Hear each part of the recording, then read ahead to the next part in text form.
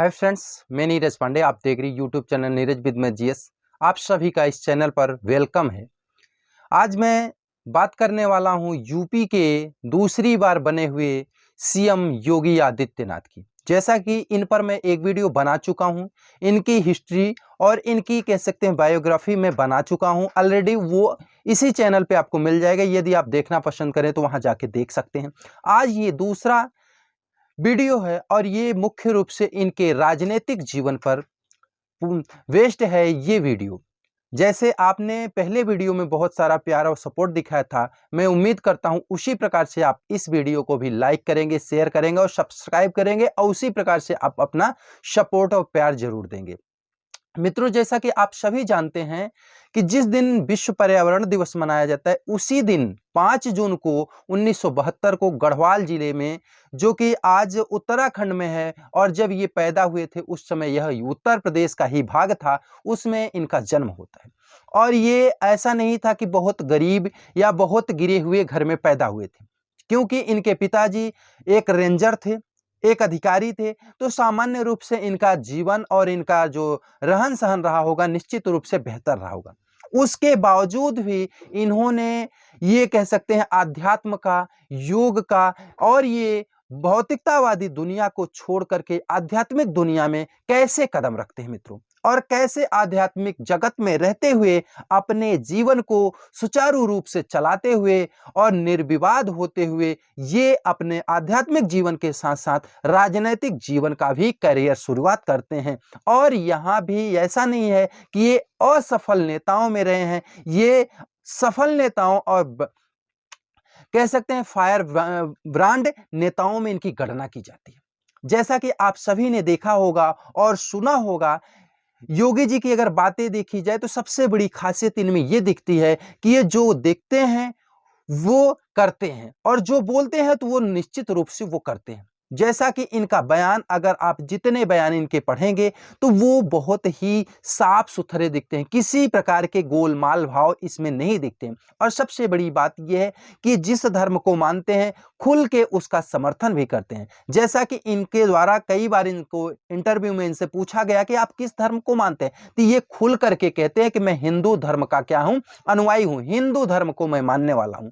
और अगर ये पूछा जाता है कि आप किसी धर्म के विरोधक हैं, तो इनका साफ जवाब होता है कि मैं किसी भी धर्म के विरोध में नहीं हूं, मैं सभी धर्मों का सम्मान करता हूं, लेकिन जिस धर्म में मेरा जन्म हुआ है उसका मैं क्या है अनुयायी बना हूं, उसका समर्थन करता हूं। मित्रों, सबसे बड़ी बात यह होती है कि इतने बड़े सूबे का कहा जाए, अगर देखा जाए तो उत्तर प्रदेश जितना बड़ा सूबा है, विश्व में ऐसे बहुत देश हैं जो इससे छोटे हैं। उसके बावजूद भी ऐसे सूबे के दो दो बार यूपी जैसे सूबे का मुख्यमंत्री पद संभालते हैं और बखूबी उसको निर्वहन करते हैं। जैसा कि आप सभी जानते हैं कि संपूर्णानंद जी 6 वर्षों के लिए सबसे लंबा कार्यकाल उनका था, और इनका कार्यकाल 17 से देखा जाए और 24 चल रहा है, अभी तक इनका कार्यकाल है। तो उत्तर प्रदेश के इतिहास में यह भी सबसे बड़ी बात है कि सबसे लंबा कार्यकाल इनका रहा। और सबसे बड़ी बात, 2 बार लगातार ये मुख्यमंत्री बनते हैं, एक भी दिन का गैप नहीं रहता है। मित्रों, इस प्रकार से इनका क्या है राजनीतिक जीवन चलता है। जैसा कि आप सभी जानते हैं कि ये गोरखपुर सीट से चुनाव जीतते आए हैं। इनके पहले इनके गुरु अवैधनाथ जी वहां से चुनाव लड़े थे 1991 में, 1996 में, और विजय प्राप्त किया था। उसके बाद ये क्या करते हैं कि 1998 में पहली बार चुनाव लड़ते हैं और यहां थोड़े से अंतर से क्या करते हैं, ये जीत हासिल करते हैं। और 1999 में, और कह सकते हैं 1998 में जब ये चुनाव लड़े थे तो वहां क्या थे, उस समय के जो लोकसभा था उसमें सबसे युवा ये क्या थे, सांसद थे। और उसके बाद जब 1999 में चुनाव होता है, पुनः ये बीजेपी के सिंबल से ही सांसद बनते हैं। पुनः 2004 में तीसरी बार ये सांसद बनते हैं, लगातार चौथी बार 2009 में सांसद बनते हैं, और 5वीं बार भी ये 2014 का जब चुनाव होता है। और मित्रों, सबसे बड़ी बात यह है कि जनता का जनमानस का प्यार इनको पहली बार से दूसरी बार, दूसरी बार से तीसरी बार, तीसरी से चौथी, चौथी से 5वीं बार इनको बढ़ चढ़ करके समर्थन और सपोर्ट मिलता है। इनको ये 2 लाख ज्यादा वोटों से क्या करते हैं, वहां से जीत हासिल करके आते हैं।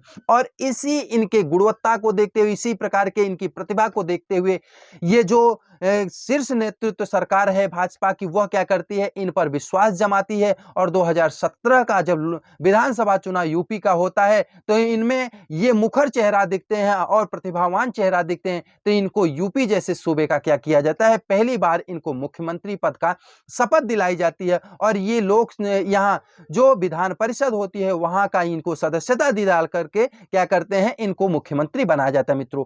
और ये 5 वर्षों का बहुत तरीके से अपना कार्य संभालते हैं और प्रदेश में जहां पर माफिया थे, जहां पे गुंडे थे, उनकी बोलती बंद कर देते हैं। जैसा कि आपने देखा होगा यूट्यूब पे या टीवी चैनलों पर, ये इनका एक बयान बहुत ही चर्चित है, मैं गुंडों और माफियाओं को मिट्टी में मिला दूंगा। और वास्तव में यही हुआ मित्रों कि जितने भी माफिया हैं, जितने भी गुंडे हैं, सबको मिट्टी में मिलाने का कार्य ये कर भी रहे हैं। और इनकी सबसे बड़ी बात और चर्चा में है, जैसा कि बुलडोजर बाबा के नाम से ये फेमस हैं।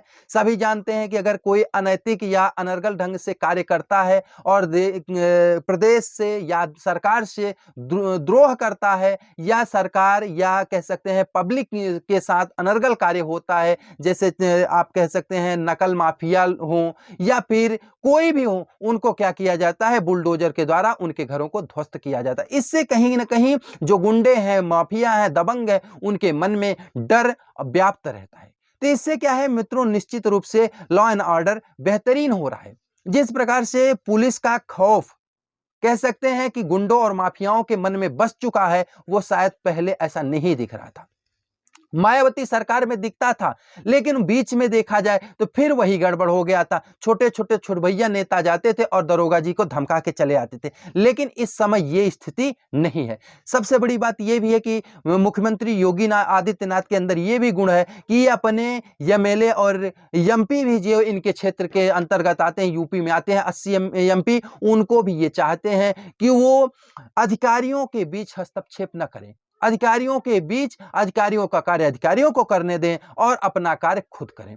यह सबसे बड़ी बात होती है मित्रों। और फिर जाकर के 2022 में जब चुनाव होता है, फिर ये बढ़ चढ़ के भाग लेते हैं और पूर्ण बहुमत के साथ सरकार बनाते हैं और गोरखपुर सीट से ये विधानसभा शहरी सीट से लड़ते हैं और विधानसभा में भी ये जीत हासिल करते हैं। तो इस प्रकार माना जाए मित्रों तो ये 5 बार के सांसद, 2 बार के मुख्यमंत्री, 1 बार के एमएलए, 1 बार के एमएलसी और बहुत ही प्रतिभावान मुख्यमंत्री हैं।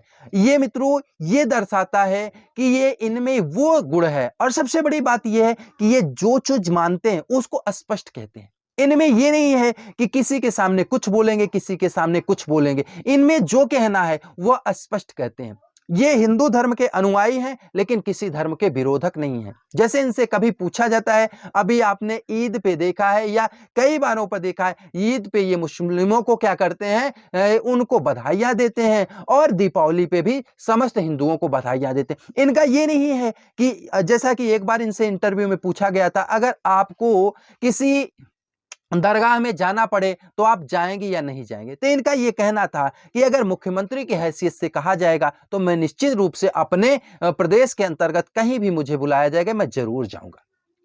लेकिन अगर एक महंत के नाते, एक योगी आदित्यनाथ के नाते कहेंगे तो मैं वहां जाऊंगा। वहां जाने के बाद भी मैं क्या करूंगा, अपना पूजा अर्चना ही करूंगा। तो ये मित्रों क्या है कि इनमें यह है कि किसी भी चीज को स्पष्ट कर देते हैं। जैसा कि सब लोग अवसर के गिरगिटान, जैसे आपने सुना होगा गिटकान जो होते हैं गिरगिटान, वो जैसे रंग बदलते हैं, वैसे योगी आदित्यनाथ जी में नहीं दिखता। इनको जो कहना है साफ सुथरी बातें कहते हैं। यही बातें इनकी जो होती हैं व्यक्तिगत रूप से माना जाए तो मैं इनको मानता हूं कि ये बेहतर नेताओं में से एक है।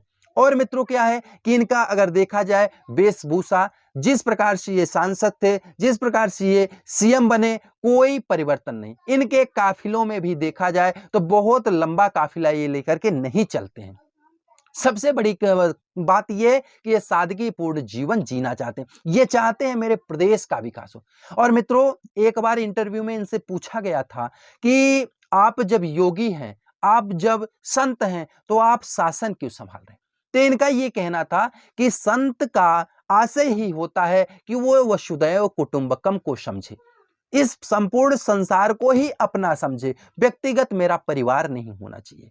तो वहां जब संपूर्ण संसार को समझेगा तो देखिए साधना साधना किसी प्रकार से भी की जा सकती। पद पर भी रहते हुए इनमें यह नहीं लगता है कि ये सीएम है, ये सीएम होते हुए भी सामान्य रूप से अपना जीवन यापन करते हैं और हर पल पल जनता के लिए जीते हैं, जनता के लिए कार्य करते हैं। जैसा कि ये उदाहरण है मित्रों, आपने देखा होगा कोरोना काल में जब इनके पिताजी का देहांत होता है, उस समय अंत्येष्टि कार्यक्रम में ये नहीं पहुंच पाए। उसका वजह ये था कि उस समय कोरोना से अपने प्रदेशवासियों को कैसे बचाया जाए, उस बीच मीटिंग चल रही थी। जबकि उनको मीटिंग के दौरान ही चेताया गया, बताया गया कि आपके पिताजी इस संसार में नहीं रहे, लेकिन उस मीटिंग को छोड़ करके पिताजी के पास नहीं गए, क्योंकि उनको पता था, ये वास्तविकता उनको पता थी कि भौतिकवादी जो दुनिया है इसमें एक न एक दिन सबको जाना है। अब पिताजी तो जा ही चुके हैं,